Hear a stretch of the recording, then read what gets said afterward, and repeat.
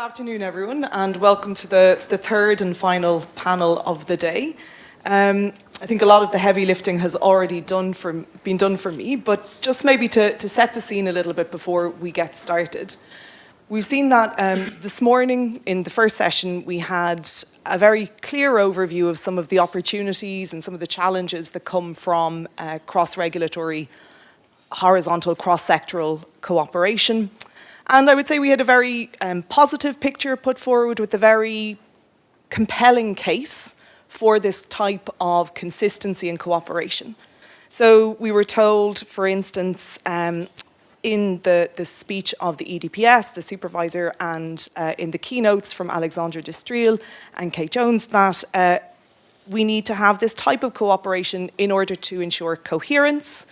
We need to have it in order to kind of minimize inefficiencies, and we need to have it in order to maximize effectiveness. And I think when we're thinking about those three things, we need to see this against the backdrop of a kind of an overarching objective for EU digital regulation, which is to ensure responsible innovation in a way that benefits prosperity of EU residents and leads to enhanced prosperity, while simultaneously ensuring respect for fundamental rights, and I would really emphasise here ensuring respect for the rule of law in terms of the consistent enforcement of the digital rulebook. So that's the kind of the case for the Digital Clearinghouse 2.0 as we've had it. We've also, in the second panel, had some fantastic examples of the ways in which this is playing out in practice. And I think you could really get a sense from everything we've heard this morning that there's already a huge amount of regulatory experimentation here and a lot of kind of good practice at domestic levels. So you see that through the DRCF in the UK, but also in Ireland, the Netherlands, France, and elsewhere, with the whole kind of range of different ways in which we are seeing this coordination and sometimes cooperation. And we had a few examples mentioned, including Apple ATT as one example of this cooperation being necessitated. And also we spoke a little bit about the example of minors or the protection of children in the digital environment, where again, this type of enhanced cooperation seems like a necessity. So what we want to do with this final panel is to try to build on that kind of foundation, to push the conversation forward a little bit more, and perhaps to pick up some of the hot potatoes that Scott mentioned in the last panel. So some of the frictions that we still see in terms of this enforcement, and to think very concretely about next steps. And as you will have gathered, we have a very interesting cross-section of perspectives on this panel, from the Parliament, the Commission with experience on the high-level group under the DMA, consumer representation, and also industry representation, although maybe Gary wouldn't want to think of it in that way. Sorry, note to chair. So before we get started, what I want to do is just to offer the panelists an opportunity to maybe reflect on anything that you've heard so far, anything that kind of caught your attention. I have to say, for me, what really caught my attention was the idea that the digital omnibus was simply tackling low-hanging fruit, which would not necessarily be how I would characterise it.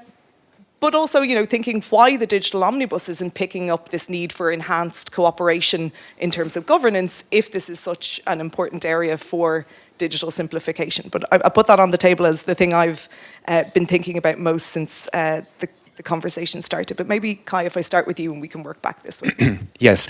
So first of all, many thanks for the invitation. And indeed, I would now try to give a little bit of a personal reflection, not only of today, but of the past years. Indeed, I work for Axel Voss now for over 8 years, and he's now, I think, at 15 years. So we saw basically almost all the digital policies coming and going. And I think today really shows how accelerated nowadays the whole discussion is going. Things that we have criticized for many, many years, and where Axel was in a really minority in the parliament, are now much more common understanding. I see my friends Scott and Alexandra also here, with whom I published here, and they are also going in the same direction. And yeah, back then when we met each other the first time, also 8 or 9 years or 10 years ago, also in our, let's say, more research area, it was just a side topic. And for me personally, and also for Axel, again, as I said, it's really nice to see that nowadays this topic is finally perceived as a major issue, but that also certain counter strategy are certainly being discussed, that there are certain, let's say, concepts or ideas that are presented. And what I personally like, because I'm a big fan of regulatory learning, that I see in the European Parliament in particular a learning process, particularly in the AI Act negotiations. I saw it firsthand, but also in GDPR enforcement negotiations, where parliamentarians, but also member states representatives, were comparing different governance models, were evaluating what did work, what didn't work, why certain things were not working, if we could mix different parts in the future. You see it a little bit in the AI Act, as Renate Nicolai was saying. We centralized in the AI Act, but also not fully, as in DMA, for example, because it would not really fit to the NLF. So all of those regulatory learning, as I said, I think is a really good way. There is now the evidence for bolder steps, for big reforms in governance to finally tackle those issues that we were talking for many years about. But after all these positive aspects just now ending on a more negative point of view, what Axel and I would still criticize that despite the fact that we are collecting all this data and insights, there is no central point where who is taking ownership, that is really leading this exercise. Yes, in the Commission there are certain units or certain departments that are looking into it, but often with a rather limited scope. In personal meetings with the Commission, it's always being said, yeah, we are not allowed to look into that topic because it's another DG. The same in the Parliament. Committees are still not really cooperating on cross-cutting topics like climate protection, like AI, and so on and so on. And this, of course, brings us again and again to the same problem that if we really want to solve those overarching governance problems, we finally need to work together. We finally need political leadership, someone that is taking a step forward and really makes a big political proposal for real reforms. And this brings me to this question, hopefully in the next 2 years, if now, for example, with the study that was in the single market strategy, it was announced for Q1, a study that is looking in all the enforcement and governance in the digital field. If, for example, the results of this study will really be taken by the Commission leadership as a starting point to create a larger governance reform, or, final sentence, if, as you said, we are sticking to the procedure like we saw in the last years of fixing here a little bit and fixing there a little bit, as you, in my opinion, rightly said with the digital omnibus, which is, again, not the big solution, but just very small steps here and there that are, again, not really connected with each other. Thanks, Guy. And I think that's one of the big questions we'll come back to, whether we tinker at the edges or go for something more dramatic in terms of thinking. Agustín, if I pass to you. Yes, thank you. Hi, everyone. Really a pleasure to be here. I'm approaching this discussion from the point of view of the effectiveness of EU laws. Basically, we want people to be able to benefit from these rights that are granted at European level, many of which are to be enforced at national level, considering the diversity of enforcement structures that exist across member states. And I think in the previous panels that came out very clearly. Not all authorities need to follow the same standards, mainly because of their national judicial orders, despite the fact that there is a principle of effectiveness of EU law that requires national orders to adapt in order to ensure that people can benefit from these rights. And of course, this effective enforcement requires, especially in increasingly complex markets, effective cooperation between authorities. And the situation is not so evident from country to country. Now, in some countries, it's much easier to share this data or information or have a more participatory approach to enforcement, while in other cases it's much more difficult because constitutionally or legally speaking, you cannot simply do that. And those challenges, we also see them at the European level in certain cases. I remember in the Google Fitbit merger, where Commissioner Vestager was asked, the EDPS is asking you to let them participate in this case. And Vestager at the time said, yes, I would love to do that, but we cannot.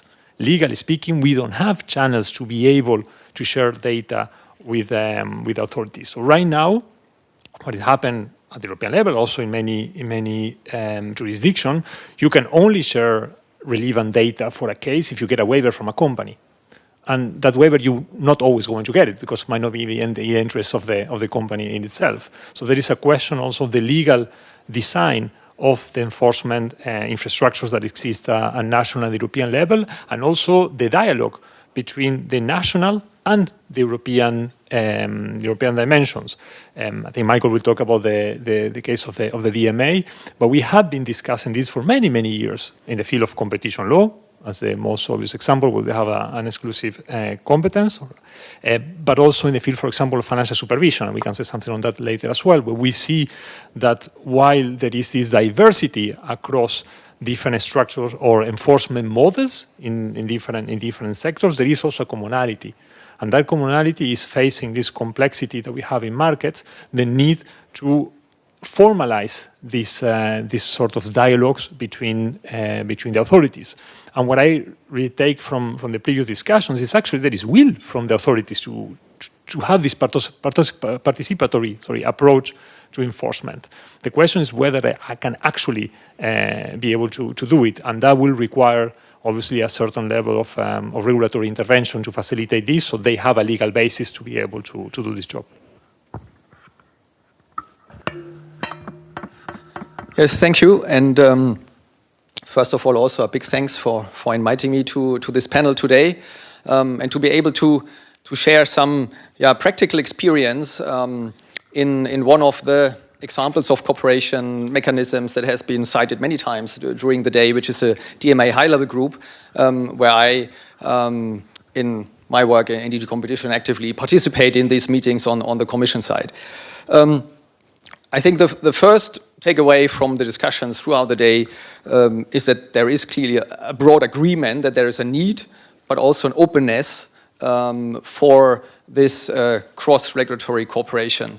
I think there is no doubt that in the environment that we have, both in terms of how markets, how technologies in the digital sector work, but also how sort of diverse individual companies are across these sectors, and how important it is to come to coherent decisions. I think there is a clear acknowledgement and consensus here that this is necessary, and authorities, as you say, are open. Now, the second takeaway is that there are many examples of existing cooperation initiatives and mechanisms already out there, from which we shall learn and should learn, from which we also picked when we designed the DMA and the DMA high-level group. And we should really take those examples and take the best features, the features that work, look into evaluations, and pick then on that basis going forward when we're thinking on how to enhance potentially certain mechanisms or move forward. And I also liked very much an approach or statements in the last panel which said, like, well, just get people to work, to experience it. Because this is also my experience in the high-level group, where in the first meetings, people came in the room and said, like, well, what is this going to be? And as soon as you talk about concrete topics that touch upon people's work, then you get the discussion rolling. And up to the point that in the last high-level group meeting, and I will not reveal the participant, someone said, well, when this was created, I was pretty skeptical about this group. And I now see that this is something really promising. So I think that's also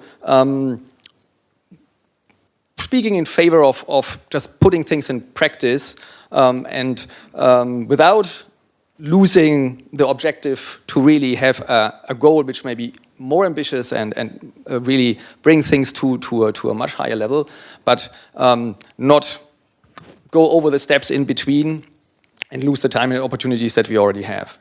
There was also some remarks that there is a need to bridge cultures and create interest among regulators. Again, once they have an opportunity in a forum, I think what I experience is that regulators have a keen interest to talk to each other and interest in how others deal with similar issues or similar technologies across different regulatory regimes. And another point is that we heard also a lot about complexities, which I think are indeed affect complexities of technology, but complexities of the regulatory environment.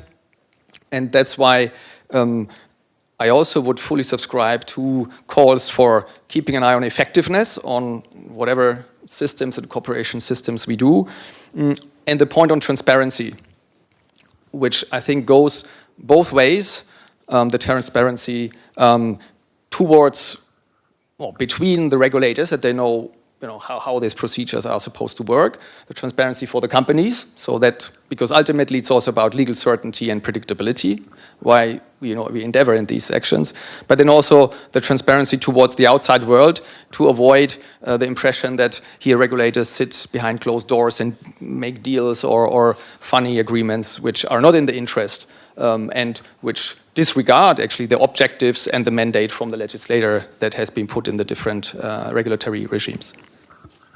Thanks, Michael. I think we can come back to points around things like transparency and to what extent it would be sufficient for that to simply emerge as an ethos, or whether that would need to be codified somehow in order to galvanise any kind of cooperation from legal attack or other. But we can come back to that. So, Gary, over to you. Thank you very much, Orla. And wow, I think this might be the first time Apple is saying it agrees with everything a member of the European Commission has said on the DMA. I was kind of surprised by that. I also didn't rule out in my mind that the person who said at the last high-level group that this, we had great skepticism about it and maybe it wasn't going to work, was somebody from the European Commission. But I'm sure it was somebody who was not from the European Commission. Anyway, thank you very much for inviting me here today. I kind of jumped at the opportunity to be here. I was almost a little bit excited to come back to my privacy roots. And so therefore I'm going to probably talk a little bit about privacy as I go through it and how Apple sees it. I'm certainly not here, and thank you for making that correction, Orla. As a representative of industry, I don't see myself in those terms. I'm here to talk about how Apple sees it. And also, well done to you for posing a question at the start of the panel, which required us all to be here all day in order to go through it. So I certainly focused the mind to listen to all the interventions. And I heard Wojciech at the start of the day refer to the EDPS's initiative in March 2014 through Peter Hustings, and then advanced through Giovanni Buttarelli to drive forward in this interface between data protection and competition in a way that even I recall having conversations back then with Giovanni that I was kind of wondering, is there really an issue here? Is this the area we need to be focusing on? We got plenty of other issues that we're dealing with. We're only a couple of years away from the GDPR coming into effect. But it turned out actually that they were right. This is a hugely important area for the data protection community to take an interest in and ensure that their voice is being heard. And obviously in the intervening time, we've also heard about the CJEU opinion with Meta, which emphasized what's already in the EU treaties, the requirement for sincere cooperation between competition authorities and in that particular case, data protection authorities. And therefore the question which I think we are grappling with here today is that sincere cooperation taking place? Well, I'm going to say won't be a surprise to you maybe, that I do not believe that it is taking place in the way that is envisaged. And that's why I think this fora is an incredible opportunity to drive it forward again, to try and make sure that we learn from the experiences in other jurisdictions. I, for one, have been a big fan of what the UK has been doing for some period of years that we heard from Kate earlier in relation to the DCRF. I'm also, it sounds like, a big fan of what's happening in the Netherlands, which is bringing the various authorities together to talk and exchange ideas. But beyond that, we're not seeing it. And obviously, I'd like to talk a little bit about the DMA, where I think I am going to disagree with Michael in relation to aspects of it. The high-level group is not the answer. I've heard a lot about it here today. I've heard a suggestion that it might be the answer. It has not been the answer in my experience. I turned up at it once to talk about AI in October 2024. I haven't heard a single other word about the high-level group since then. I haven't heard, until I sat here today, that there's a bunch of subgroups taking place and meeting on an ongoing basis. I'm a representative and, in fact, a responsible person here in Europe for how Apple engages with the DMA. I did not know that this was all happening, so I'm going to suggest that the transparency part of it needs, a little bit of an improvement. Now, I'm not saying, because I want to be conscious of what Jan said from a civil society perspective, I'm not saying we need to know every detail of what's happening. Nope, that's not it. I'm suggesting that there needs to be an opportunity for our voice to be heard. But even at that, it's not enough. And in my second intervention, not to trail it too much, I will talk a little bit about our experience under the connected devices specification decision, where I would have loved, pleaded, hoped, dreamed, whatever you might want it to be, for the data protection authorities and NISA, or really anybody with a deep expertise in privacy and security to be at the table and part of the process. But they were not. The process doesn't allow for it. There's no opportunity for them to participate in it. So we've arrived at outcomes which, from my perspective, lack having that expertise, and I don't see why that expertise shouldn't be there. Now, I want to also address, these comments are not self-serving on the part of Apple to say we want and think that the process would benefit from having the data protection authorities involved. We supported the GDPR before, during, and after its legislative process. We did so when the DMA, to my mind, was not even a twinkling in the eye of lawmakers here in Europe. So it was not in any way to try and avoid complying with the DMA. It was we've always supported it. It's inherent in our products.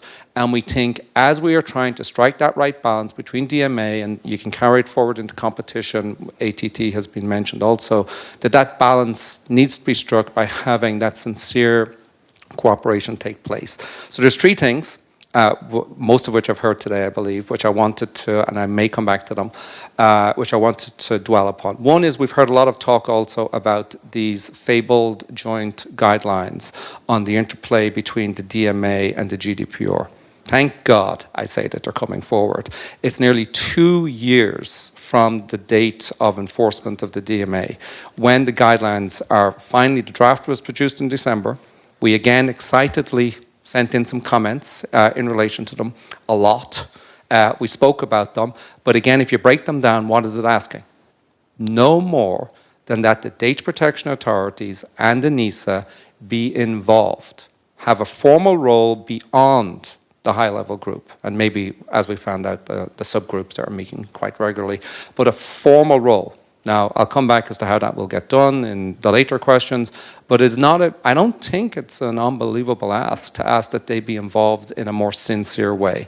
Secondly, and I want those guidelines to not sit in a shelf when they're produced. So that leads into the second one, which is involve them on an ongoing basis and find a mechanism to do so. And thirdly, and it is kind of topical today because there has been an investigation announced under the DMA. It is crucially important that as we do this work, we focus on the next big thing. Or in fact, it's the current big thing. It depends on how you see it, which is AI. And making sure that the voices of data protection authorities are also at the table when those decisions are being made. Those voices have been very preeminent already in most of the major regulatory actions in relation to AI. And it wouldn't make any sense to me if they weren't a large part of the conversation. And I'll try and come back to that a little bit later as well. Okay, thanks, Gary. I'm just going to maybe pull out 2 points from that and put a pin in them for our later conversation. So one is around, and I think this is the point raised by Lisette earlier, the rights of parties to proceedings or investigations once we start to get into these more intertwined networks of cooperation. And the other is about the ramifications, I suppose, from a legal perspective of the principle of sincere cooperation and how we could flesh that out. But we can come back to that. The next question I wanted to ask is really just to pick up on the theme of the day. We've, I think, had quite a lot of support for some form of coordination, certainly, and as was said in the last panel, coordination could be thought of as a kind of a minimum common denominator where we're kind of trying to avoid conflicts. Moving beyond that to more proactive forms of cooperation between regulatory authorities of the same variety and across regulatory authorities of different varieties. And so, just working through what we heard today, I think we've heard about working groups comprised of these cross-regulatory transnational regulators, memorandums of understanding, secondments like we have under the DRCF. Moraine spoke about an early warning system, priority setting, all of these types of mechanisms are there.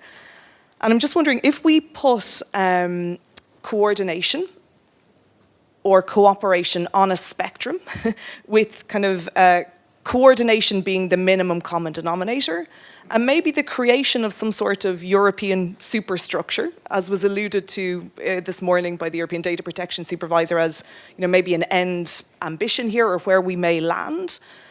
What's your kind of optimum level of coordination or cooperation on that spectrum? Where do you think we should be now, or maybe where do you think we should be in the next few years? What kind of shape would this take?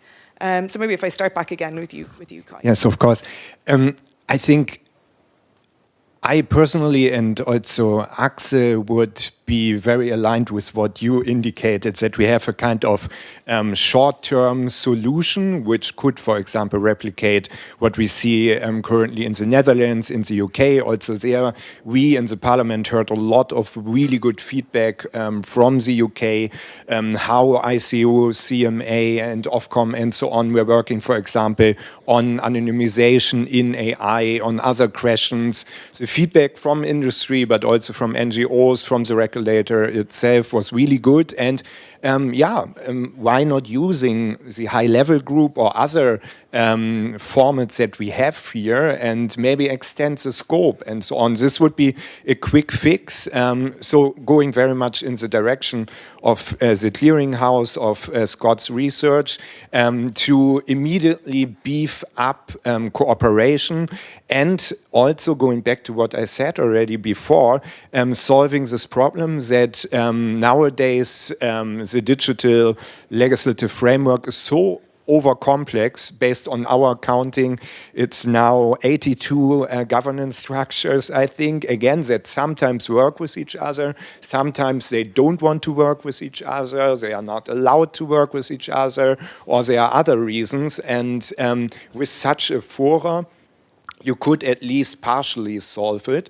And you don't need huge investments, you don't need huge political capital and so on. I would still, and there I agree with you and with you, aim for the big reform, as I said at the very beginning. And maybe again, to underline the point where Axel and I see really a development in the Parliament, 10 years ago, almost no one was pushing for the big reform, but not even for the UK version. Now, between partially EPP, I would say we are now at 50% maybe. The Social Democrats and Renew are largely supportive. Greens Also, why is it? Because similarly than we heard today very often, also in the parliament, we get a lot of feedback from the member states where enforcers are telling us we are so underfunded that we are having problems to buy necessary IT equipment and so on and so on. Then we are facing a huge case from an EU or non-EU company with a lot of capacities, financial means, and so on. We cannot compete. There is a huge problem in terms of talent. We were talking a lot during the AI negotiations about it. Think about countries like Bulgaria or Cyprus or Malta needing to compete with large companies when it's about the best foundation model, technical experts, and so on. How do you get them to work for you, and so on?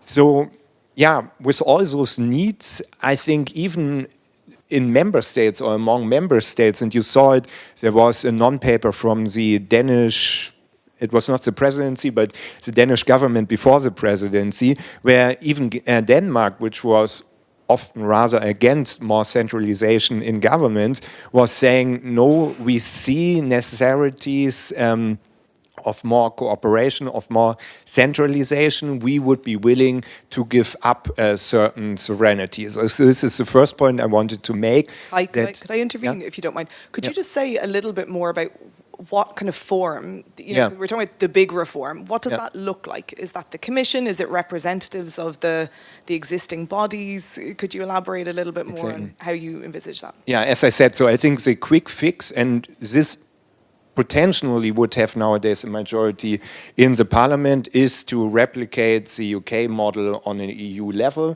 Again, maybe even using existing structures. The big reform, the points that you were asking, where, well, we have BEUC, we have ENISA, so in terms of connectivity, in terms of cyber defense, you could even be broader. I don't think we need new reforms, but during our DMA, DSA, AI Act, but also data negotiations, there are more and more players in the parliament, but also in the member states that could envision an enforcement agency for those three areas, that you have in the end maybe three agencies that are covering those parts. So again, ENISA, BEUC, and this new agency. And again, also there, you don't need to start from zero. You could use maybe the executive agency that is there, health and digital right now. You could use other bodies or entities that are there. And use the new MFF in 2028 when there is new budget, and maybe also combine it with a larger political deal between member states and the Commission and the Parliament in order to bring this idea through. So I would say, this two-step solution would make a lot of sense, and again has now more and more support, not only because of those capacity problems that I was talking about, but also the second point, very shortly, that I wanted to make is that there is more and more let's say, dissatisfaction, people that don't like what they see or see a problematic, that the Commission is covering the whole policy cycle. So being the player that is drafting a piece of legislation, that is evaluating it, that is implementing it, that is also enforcing it. And we see it with the tariff negotiations with Trump. We saw it in more historical cases. ETS, for example, is one example where there was a lot of geopolitical pressure, and the Commission decided, because of this pressure, to not do certain things. And this should, according to a majority nowadays in the parliament, not happen when it comes to the enforcement of digital laws. And there are potential other scenarios where the Commission, because it's also a political commission, has some political objectives. An enforcement activity against a European champion or so-called champion is maybe not really fitting to the overall industrial strategy that you have. and then there's no enforcement. This is something that more and more MEPs in the parliament see extremely critical, and they would just like to see a kind of clean cut where enforcement is not mixed up in the other activities of a political commission. That's interesting, because we could have a discussion about whether centralising agency work would facilitate or mitigate that. And just one point, because it's not a talk about a really super agency that is doing everything alone. So in this case that I was presenting, it would be an agency that would work extremely close with national enforcement bodies. Maybe they would even stay in the lead, but this European agency would in particular help to coordinate, help to streamline activities, maybe also fill certain capacity gaps that individual member states have. But it's not as a case that this agency would take all the power to Brussels and get member states completely out of the picture. Thank you. Agustín, I mean, where do you see things kind of falling on the spectrum between coordination and, well, centralisation, I think? I think what we are witnessing is also an evolution in enforcement. It's no news that if there is one area where we have been failing is on enforcement, an effective enforcement. Across sectors and policy areas. And I think that today there is a lot of attention on better implementation, on better enforcement. I think it's crucial. And I have really hoped that would have been the focus of the simplification agenda instead of getting things like the digital omnibus. But I think the main objective of trying to get these laws to deliver on the ground, that's extremely important. At the same time, we don't need to overcomplicate some things, because we do have structures in place. We do have networks of regulators. What we need to do is to boost the way that they can talk to each other and cooperate. And sometimes the solution is as simple as enabling these authorities to share data, to share confidential data under obviously secure terms. But for that, they need to have a legal basis. So basically, what you need to do is to introduce one provision in the different acts regulating the different networks. So the Consumer Protection Cooperation Network, the upcoming review of Regulation 1/2003 on competition antitrust procedures, so on and so forth. We have enough networks to have this. Just simply saying that an authority is able to share data with other relevant authorities when it's deemed necessary for a given investigation. So creating that legal basis, is that already an extremely important step, because we know that the authorities want to do that. They know that they want to cooperate. And there, what I might not agree with you, Gary, on the role of the high-level group. The high-level group was designed with that in mind. That was exactly the purpose of the high-level group, to ensure that we have this plurality of regulators around the table. And it's not only the high-level group, but also the subgroups, and I'm sure that Michael might be able to say something on that can go and discuss the very specific provision of the DMA, how that being implemented, and also from the point of view of civil society.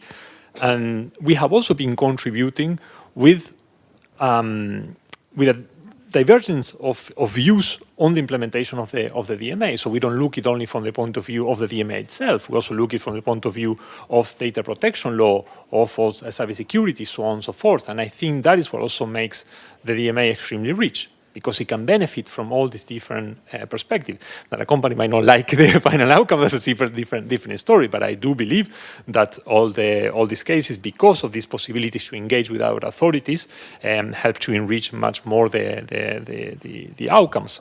And at the same time, what we cannot forget is that there are two sides of the same coin. We have the procedures, what actually the cases under investigation can progress, and the rights of the different parties. And I think here we can say quite a lot as well on making sure that procedurally there are possibilities for third parties to intervene and recognize as such, be able to access relevant data for the contribution, so on and so forth. But the other side of the coin are the substantive rules. So while we might be trying to improve the procedures, we cannot forget the substantive rules. because you can have then beautiful procedures, but then terrible substantive rules, or you can have beautiful substantive rules and terrible procedures. And I think here this is something that we have to keep in mind when we discuss this, when in parallel we are also looking at targeted reviews of the GDPR, of the AI Act, so on and so forth. So these are two discussions that should not be kept separately. And then on the question of our further centralization, as I said before, it's part of an evolution at the end of the day. If you look at, and I mentioned the case of financial supervision was in the hands 100% of the member state until the financial crisis. Then we realized, actually we do need to have a certain level of centralization. Then we got that centralization, and now they're looking and say, yes, but maybe one national authority having to cope with everything is not also the right approach. So we need to find ways in which, at a central level, we can also support that authority. It's not about taking over the work of the authority, but also making it easier for them. I think in the field of data protection law, we have seen that also very clearly in the case of the Irish DPA. We have, for example, a case already pending for 7 years, and probably will go for 8 years or more. So that is not the model that we need. And that also goes hand in hand with the question of how we are structuring this cooperation, not only vis-a-vis other authorities or sectoral authorities, but also within the same network. And I think that there is quite a lot that we can learn, how to optimize the enforcement, the sectoral enforcement of the laws. Thanks, Agustín. I'll come back to this point about how it might be received for the Commission to step in to kind of support an independent authority at national level, because I think that would be very important for us to kind of thrash out. Just one technical follow-up question, I suppose. We said kind of sharing of information, which is a theme that's come up over today, would be kind of critical for any kind of coordination to be effective. It was raised, as I think by Scott in the previous panel, that this might, if it was known to a company, for instance, that information would be shared across regulators, that this might act as a disincentive to provide information. Do you think that's a genuine risk, or do you have any thoughts about that? I think that needs to be read together to the powers of the authority to request information.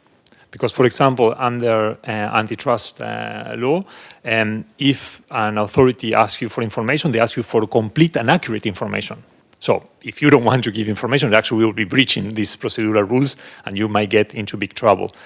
So one thing comes with the other. So it's not only about the sharing of information that is relevant for a case. It's not having business data just going around, but really that is necessary for a case, or to get certain expertise. And then, of course, you can consult on those data points.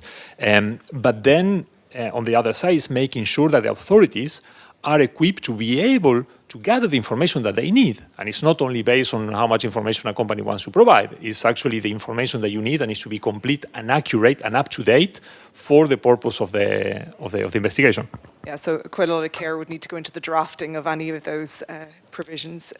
Okay, Michael, we've had the high-level group mentioned multiple times. What are your thoughts on this? Yes, indeed, and happy to share some views there. First, just on the question of centralization, indeed, I don't want to speculate about new superstructures. I just find it reassuring that you also say that, putting the responsibility for the enforcement of the entire digital sort of acquis on the shoulders of one body is quite a challenge, and I wouldn't want to be the head of this agency, actually. But I also don't think that this is really a prerequisite for effective cross-regulatory coordination. A few words on the high-level group. So, first of all, indeed, it is pretty encompassing. Of course, we see a growing number of networks, and that's also flexibility that is built in. There are the fixed members that have been mentioned many times today. But there's, of course, also the possibility to bring in new bodies, the AI board, or representatives of the DSA, coordinators, for example, to make it remain complete and comprehensive enough. There was some criticism in the previous panel that the high-level group is a little bit too high-level, and the discussions as well. Well, I don't know whether there's a link between the two, but there are indeed subgroups. So there are plenary meetings, but there are also subgroups, for example, on data, on interoperability, on AI, which can deal with things on a much more and technical level, and which then obviously report and bring their findings or considerations to the plenary.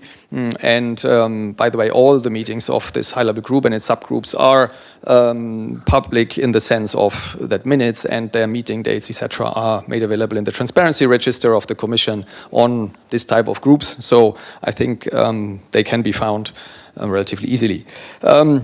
So there is also a broad range. There is no, the topical designation of the subgroups doesn't limit the issues that this group can discuss.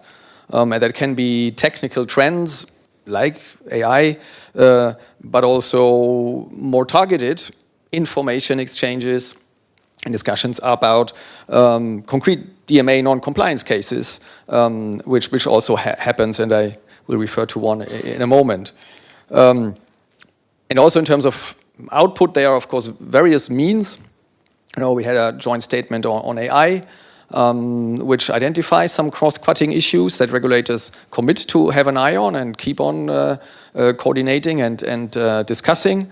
And it also, I actually see also our joint guidelines project with the EDPB as growing in the ground that was prepared in the high-level group. It is a bilateral project and under the responsibility of those two, but I dare to say that without the high-level group, I'm not sure whether the ground would have been mature enough that the two bodies are confident to work together and bring this really important project forward. And one can always discuss about the timing of this type of guidance documents. Our approach is typically that you first gather some experience before you crystallize this experience in guidance, which is meant to create predictability and not change as soon as you get new experience. So that might explain why they were not present on the day one of DMA enforcement, which I believe is also helpful for companies to get a product which relies on experience already, rather than sort of forward-looking guessing on what may problems that come in the practical application. So, but I think again, this just shows that, you know, making this work in practice, there is a possibility to then having concrete and bilateral projects that bring this cooperation, if you want, to another level. And this is also what I wanted to stress, that there can never be just one setup to cater for this cooperation and coordination needs. There will at least always have to be, in my view, a two-track, which is on the one hand what we have in the high-level group, which is the horizontal, very broad and encompassing forum where regulators touch upon issues, can inform each other of what they are busy with, what they are struggling with, what they are considering, what issues have been brought up, and identify or see and discover commonalities or similar challenges on the one hand. And then we need to talk about the concrete individual cooperation on specific cases in the sense of this sincere cooperation. And indeed, the high-level group was not made for that. That's very clear from the discussions. I've been in the negotiations from the very beginning, and that was not the idea, that this is case-specific work, because this requires a much closer engagement between the concrete agencies that may cover, you know, similar issues or have parallel proceedings ongoing to come here to coherent outcomes. And that's, I said, a fact that we just have to observe in talking about, you know, how far can one structure go and how can they complement each other. Yeah, to give you a concrete example, on the meta non-compliance case concerning pay and consent models, which obviously has a very strong link to data protection issues, but also consumer protection, for example. This was on the agenda of the high-level group as a general discussion and information and identification on what authorities are dealing with consent or pay issues and under which angle. And then the Commission exchanged in a very bilateral and direct way with a competent Irish data protection authority under this obligation of sincere cooperation when it comes to the concrete case. Now, but what we also have to be conscious about is that we're talking about authorities with different competences. We don't have a competence to enforce the GDPR at the Commission. We are enforcing the DMA. And the Irish Data Protection Authority is not enforcing the DMA and Article 5.2 that was relevant in this case. So the Commission took a DMA decision and has to take its responsibility for the DMA decision. And it cannot share this responsibility with another authority, which is under a completely different governance system. So cooperation doesn't mean joint decision making. At least that's not where we are today, but every authority has to take its own responsibilities. But in taking the responsibilities and in exercising its analysis, there comes the exchange and the exchange of expertise and the endeavor to align and coordinate as much as possible across the different proceedings. But also those, we have to realize they have different timelines. So I said, this is not, as we have today, and the cooperation we're talking at the moment is not about a joint decision making. Yeah. Maybe one or two, quick points. Yes, one quick point Keeping an eye on the clock. No problem. Just to say also why I believe that the DMA high-level group is a good forum and why it works, because the DMA focuses automatically on a selected number of companies which typically have a pan-European reach, so every member state and every national regulator is interested in a way, and the portfolio of the services typically touches upon many of the regulatory issues, and that also creates the impact. So I think, again, when we talk about cooperation on a more broader and horizontal level, it is also a model to focus on issues and players which are of a reach that really brings everybody on the table in the discussion. Thank you, Michael. Gary, do you want to say anything on this question? Yes. Well, I think the question was, first of all, about whether we would support a superstructure. And my answer to that was going to be no, but not because I have a concern about a superstructure, but more so that I worry that a focus on a superstructure would put off solving more easily solvable issues that don't require legislation in the short term, and then we wouldn't actually solve the issues in the short term. That's my major reason for wanting us to solve the issues. And what I've heard here today is a genuine desire to use the functions that are available to us. And I don't think we're disagreeing, Agustín, in relation to the high-level group. It wasn't my intent to say the high-level group, should be disbanded or nothing at all like that. I want more. I want the high-level group, but I want more. The high-level group, as I think Michael just told us very eloquently and clearly, and I almost find myself agreeing with 95% of what Michael said again, so maybe there's some questions there. But he drew a distinction which I think is very important. The high-level group to me seems to fall into, we've heard about two buckets here today. One, to my mind, is a horizon scanning bucket, which is a bucket whereby authorities come together, exchange ideas, share information as to what the threats are that they're facing in either of their areas, and then they try and work with that in a coherent way that benefits those regulators to make sure that they are cooperating effectively, to pick up Martin's archipelago idea, which I'm very appealed by, I feel, in terms of how it works, which is, make sure we're all thinking about the turf in the same way. And then there's the second issue, which I think, and I would like to encourage all of that horizon scanning work to be done. And that seems easy. That should not be something that is a problem for all the relevant authorities to come together, and I'm only interested in this purpose in data protection authorities and NISA specifically. And then the second bucket, which it sounds as though we will address separately, is individual cases.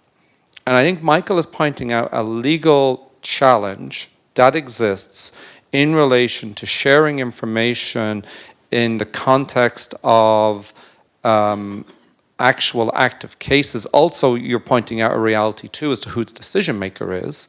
If one looks at it from a DMA perspective, that is clearly the European Commission. There is no other decision maker set out in the DMA other than the European Commission in the context of those cases. But I do not believe that that precludes the European Commission seeking input on individual cases as it works through them.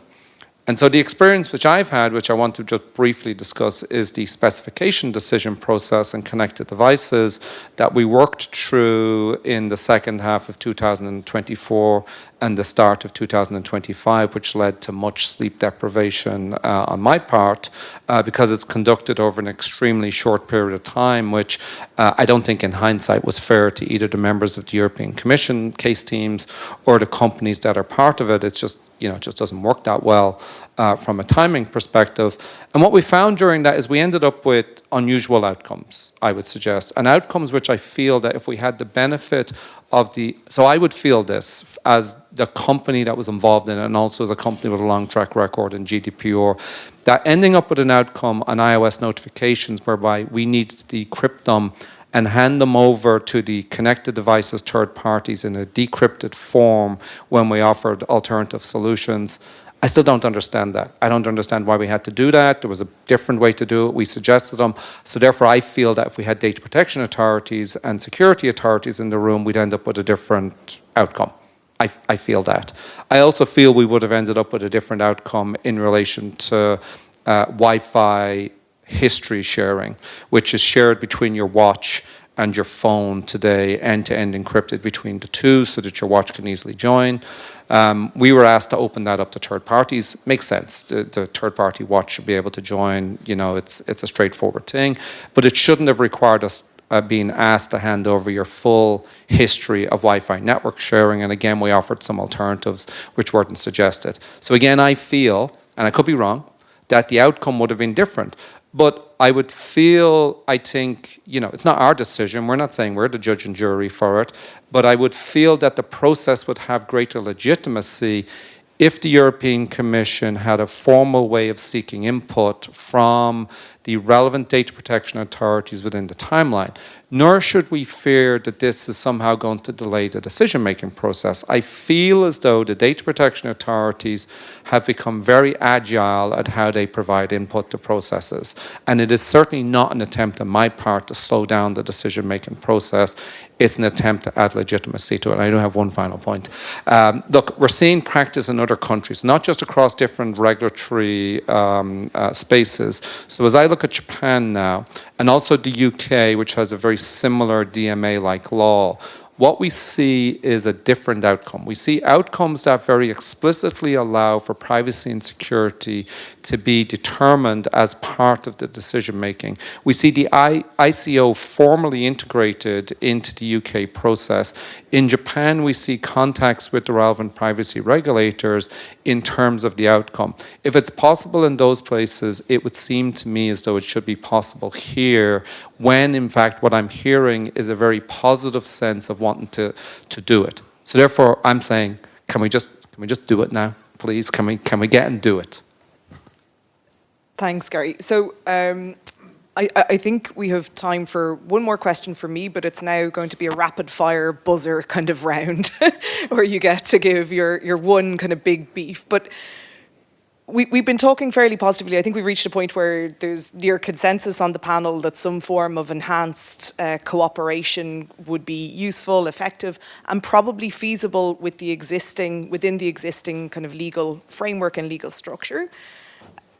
I think the final question I would ask is, what challenges do we think will arise from cooperation, from a legal perspective or a practical perspective, or maybe, putting it a bit more positively, if you had to pick one prerequisite for this type of cooperation, what would it be? Just maybe to pick up on Gary's last point there, if I were to identify an impediment to that type of cooperation at European level, I would say it's the independence, like the constitutionally framed independence of data protection authorities, which have to be completely independent, as strictly interpreted by the Court of Justice of the EU. So how are we thinking about that? Or others have mentioned today where you have a substantive conflict between regulators, where applying their own kind of substantive frameworks faithfully, they would reach different outcomes, and that would diverge, once they start to cooperate in practice. So, they're the kind of big challenges I see on the horizon, as well as maybe, the reorientation of the high-level group. Is it a problem to frame everything or to view everything through the perspective of the DMA as a starting point? Does that already set the terms of any further discussion? So these are just some ideas, but you're one big beef in 5 minutes, so we have time for questions. Kai. Yeah. I would maybe concentrate then on institutional resistance. So I think going back now to the proposal from EDPS and also Scott's essay, I think if you're honest, there is not really much that is speaking against building such a EU DRCF similar to the UK. You could put in the AI office, DMA, DSA enforcement team, maybe, if it's still existing, the data innovation board and other parts. And if you talk with head of units that are involved or with the teams, there is basically no one against it. Everyone would be happy to have such platform. But as I said, I guess it's typical.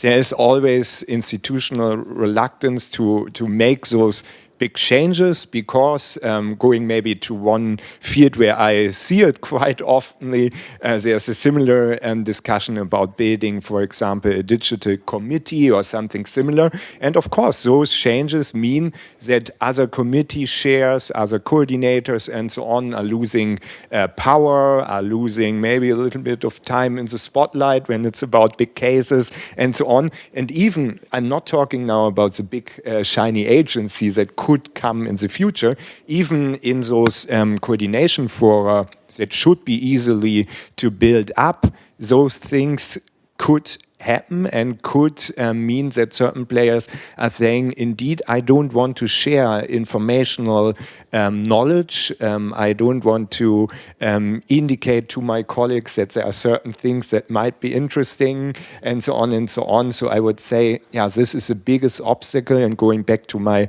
initial remark, I feel that there we really need political leadership, not only in the Commission, but also in the member states, in the Parliament, which are agreeing we cannot continue like we do. We also don't need to completely renew the whole system. No, let's make use of the existing structures, but force people to work with each other. Because again, there's an internal tendency, I would say, to not do it because it's good for certain people to keep the status quo. Thanks, Guy. Yeah, I will pick up on what you said, making better use of the structures that we have. We don't need to reinvent the wheel. We have already in place networks, regulations in secondary law that actually mandate independence for national regulators. So there is a lot that we can do with what we already have. It's about also fine-tuning certain things.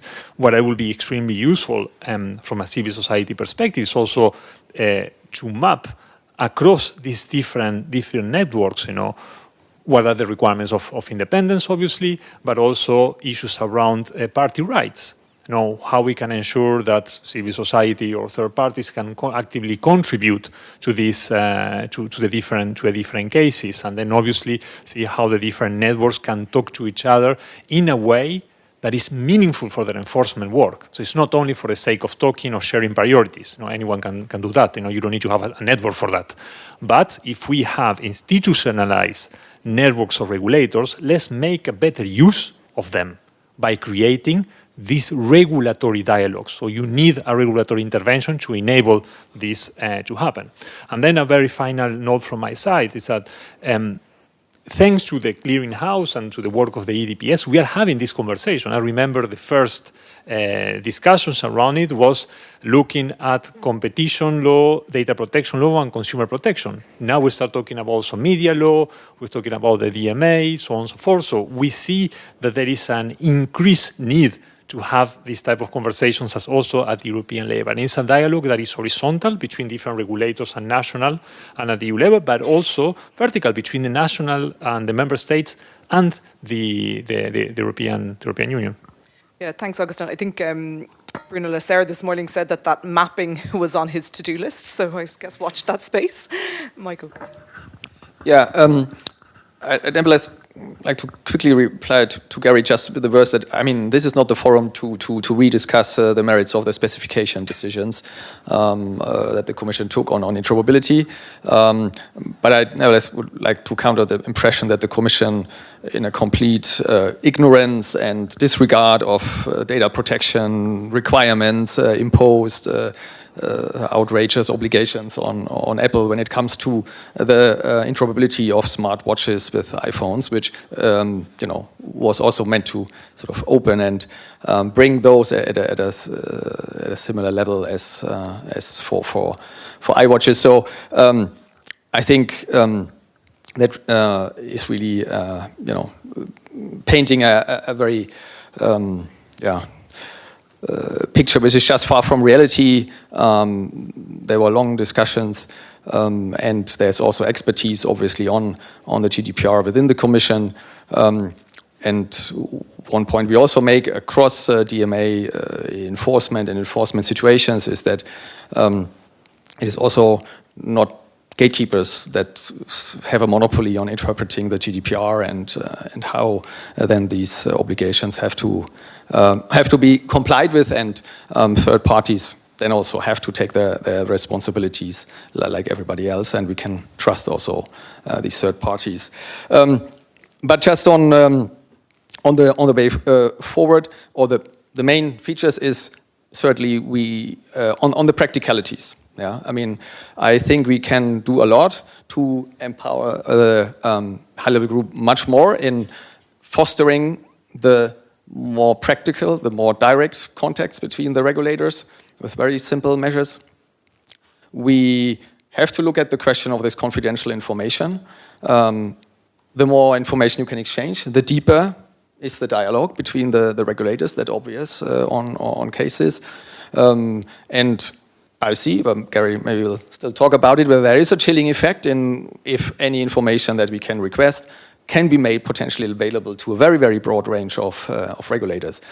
And there is, and this is also what we had, there is a possibility of waivers. If companies have a genuine interest in this cooperation going forward, there is a possibility to tackle that. The other point was the effectiveness and timeliness.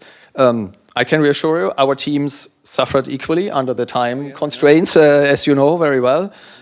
But it was the wish and the consideration of the regulator that there are areas where we just want fast decisions. Technology moves fast. If things go wrong, they can be very, very difficult to reverse. And I think that is a trade-off that the legislator made in saying, well, this has to happen. This doesn't mean that the decision should not be sound or take into consideration the expertise that is necessary to have a sound decision. I think that cannot be.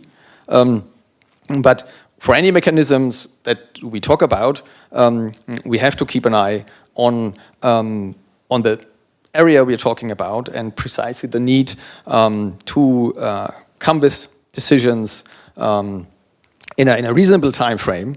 Because, as I said, technology may move on and we will not be able to catch up. Or, the technology that we just talk is the technology for tomorrow. We already hesitate because it's now the technology of today, right?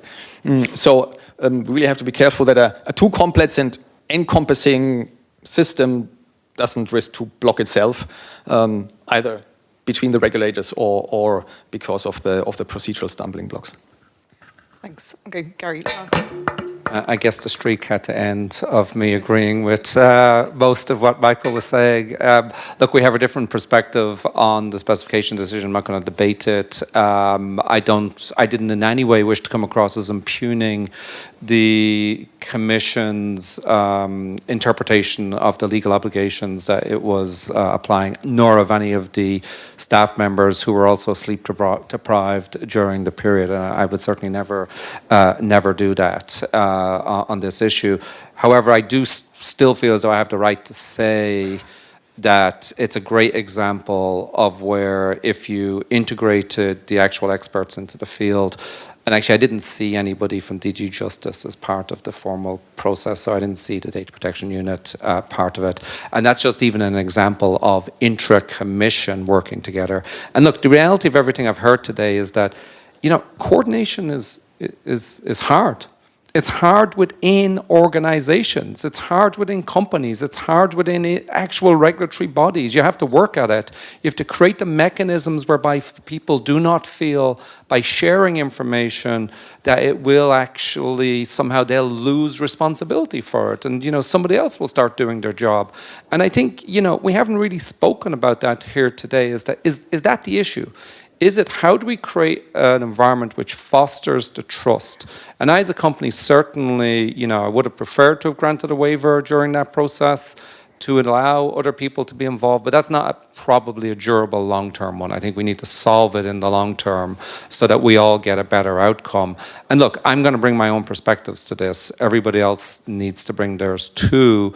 But, you know, I do happen to feel that if we have more voices involved with a clock on them, not looking to extend it, and first of all, we start out with sincere cooperation within the mechanisms we have, and secondly, then work towards what are the enhanced mechanisms to make it easier. I think we may not get outcomes that I will be happy with, or that Apple will be happy with. In fact, we won't in many cases, but I feel as though we'll get outcomes that will be fairer and are easier to live with. Thanks, Gary. I feel like natural order is restored. We have a panel with some level of disagreement. Otherwise, we are far too coordinated. I've failed in my role as chair because we only have a couple of minutes left for questions. Okay, we can take a bit more. That's fantastic. Thank you. So we'll take questions from the floor. As always, if you could introduce yourself and keep your question nice and succinct, and I'll take 3 questions in the first round. Okay, Alexandre.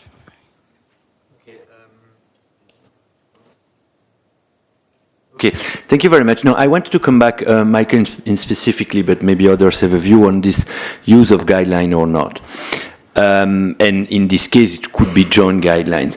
Because I see your point of saying, look, I mean, we need to build cases and then we will codify, in a way, the learning to the guidelines. And that's clearly the approach in antitrust.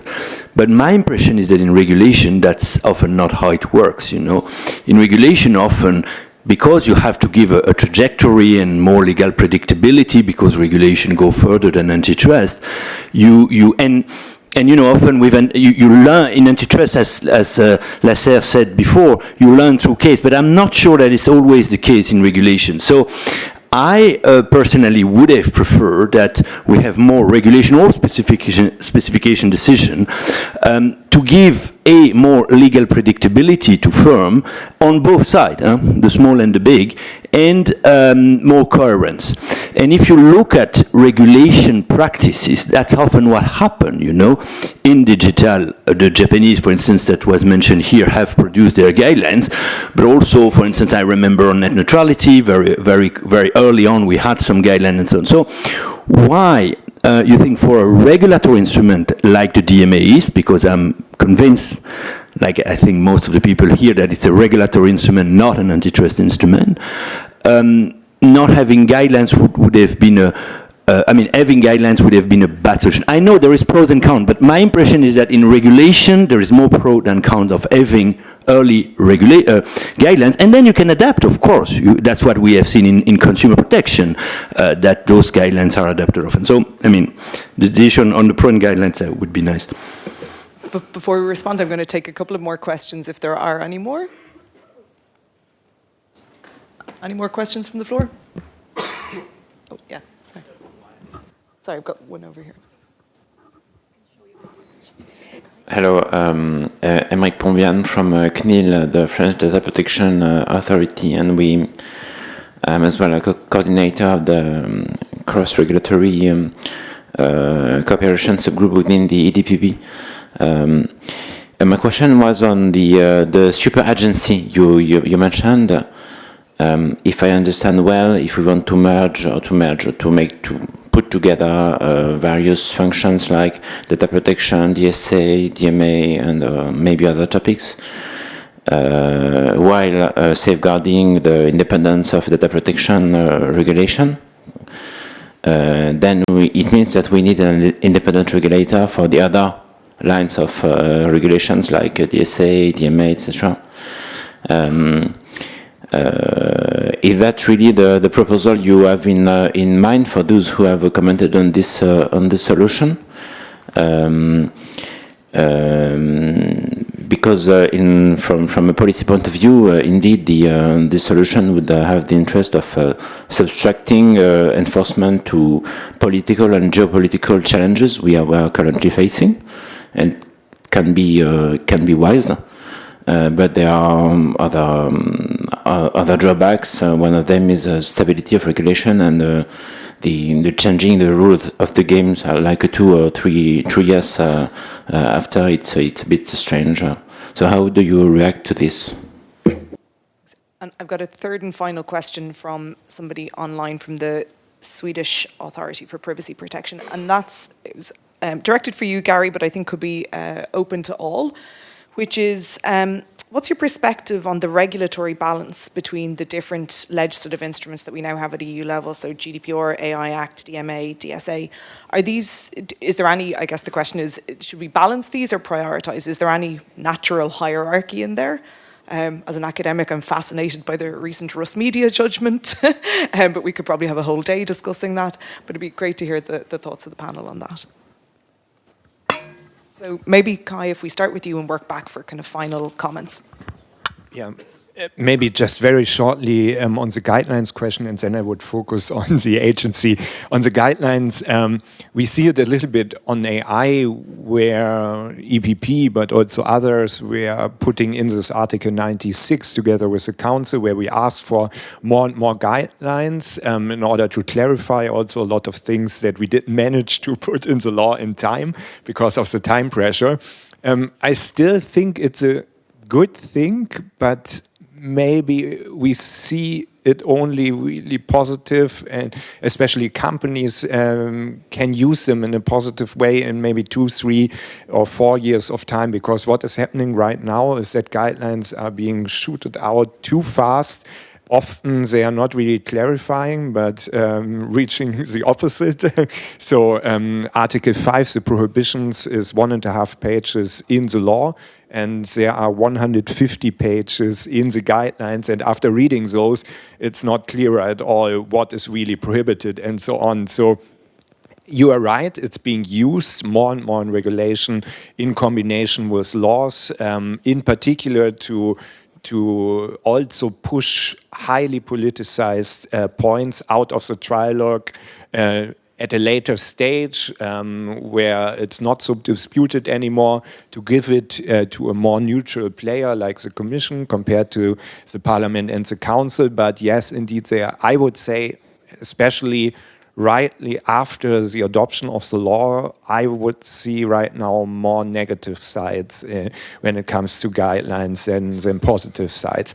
When it comes to the agency question, yes, indeed. So again, it's just a broad concept that political groups are currently discussing. There is not a clear view when it comes to the details, but I would say the majority of supporters would favor indeed a fully independent digital enforcement agency. As I said, not for all 82 governance mechanism, and it would also not replace them on an EU level, and definitely not you guys on the national level.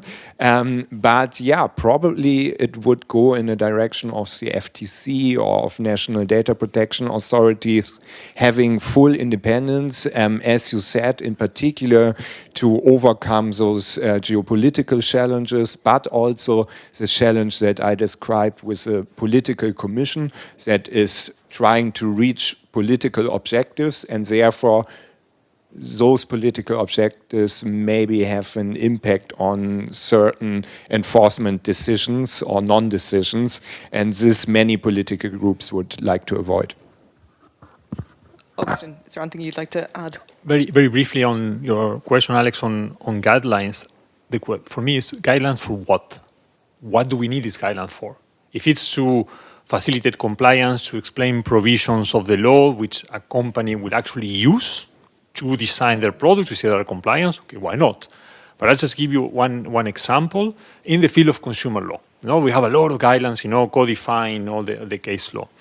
2016, we started discussing guidelines on environmental claims based on the Fair Commercial Practices Directive. Then we have another set of guidelines which was updated. Then I have another set of guidelines. And then we ended up regulating the empowerment of consumers in a green transition, a specific law that deals with environmental claims that we couldn't regulate at the time because we said, okay, let's try with guidelines first. So if the question is, do we have guidelines not to regulate? I think that's not the right approach. If we have guidelines because actually companies need them in order to organize their compliance, why not? This is an add-on, maybe it's a good thing to have, but it should not be an excuse not to regulate when it's needed. At least that's how I will approach it. And then on the last question that you got online, there I will be extremely careful in creating hierarchies. This is very case specific, so there might be conflicts of interest of objects of protection that might come into play, but also we need to find a solution within its own legal instruments. For example, the DMA had a specific provision on this, when we need to ensure that national decisions do not run counter eventual decisions at the European level, or the typical without prejudice clause that we have across EU acts. And we have to be careful with this because it's not just it has a legal consequence. And it goes directly to the question of the non bis idem principle. And I think the court there was very clear. If you have different cases in which these laws have different objects of protection, then there's not conflict there. And I think that's what we need to think much more, instead of creating hierarchies, about how these different laws come into place when it relates to the same set of facts. Yeah, I think any mapping exercise should also include the without prejudice clause. Michael. Yeah, thanks. I maybe will quickly focus on the guidelines question, and I think the previous speakers already have said, well, there is not just one scenario for what guidelines are for. There may be scenarios where you cannot apply the law without these guidelines, basically, because it was, as you said, maybe a means to shift or to delegate in a way certain parts of the legislation and the technicalities to the Commission. I think here we're talking about a scenario where you say, well, you could also argue that the DMA, precisely because it's much more detailed and prescriptive, if you want, than competition law, they say, like, well, that's precisely the area where you even can wait more for guidelines, because the law itself, if you compare it to competition law, is much clearer. And then I think the two objectives, or one of the main objectives, is predictability. But here, I think would also say, if companies seek predictability, I mean, we are always here. The regulatory dialogues and the discussions about compliance with the obligations started with most companies actually way before the entry into force and the formal designation decisions. Yeah. So there's also this way to create this predictability. Looking forward before, as I said, crystallizing them. And then we have, if you want, the interim step, which is the specification decisions, which clarify for a specific company in a specific scenario, but obviously they create also guidance on similar things being treated or indication that, of course, similar scenarios will be treated similar also with regards to other comparable scenarios. So I think taking those, again, I think to make this balance in saying, well, how much experience do we have? What do we want to crystallize in guidelines? Is not so different, or the argument at least also for me holds on the DMA. Well, I think the clue is probably in the name of the guidelines, which is the interplay between the DMA and the GDPR. So I think it's trying to help companies and then hopefully help the European Commission and data protection authorities in terms of how they interpret that interplay. Because interestingly, in the connected devices decision that I've mentioned, the Commission highlighted this distinction that Michael is drawing, which is that enforcement of the DMA is for the European Commission. Enforcement of the GDPR is for the independent data protection authorities, and they shall do that. The problem we have is that when you're faced with a specification decision, which I noted you called it clarifying for the companies, I felt it was clarified to us, but it's a way to interpret it. I don't think the two things are separate. So I think the Commission said, look, we'll do our thing, and if there's a problem, then the data protection authorities can come along. But we face a specification decision that if we don't implement, we face pretty draconian penalties for not doing so. We've appealed it, sure, but that will take a period of time. And in the meanwhile, you can't really ask the data protection authorities to step up and issue, even from a collegiate perspective, a order of some description that would cut across the European Commission. I don't think that's the way to do it. And to pick up on the question from our Swedish colleague, I don't think there is a primus inter pares between the different legislative instruments. I think we've had a bit of a race as to which one has the biggest fine attaching to it, which I think is an issue to think about. But they're all of a similar order.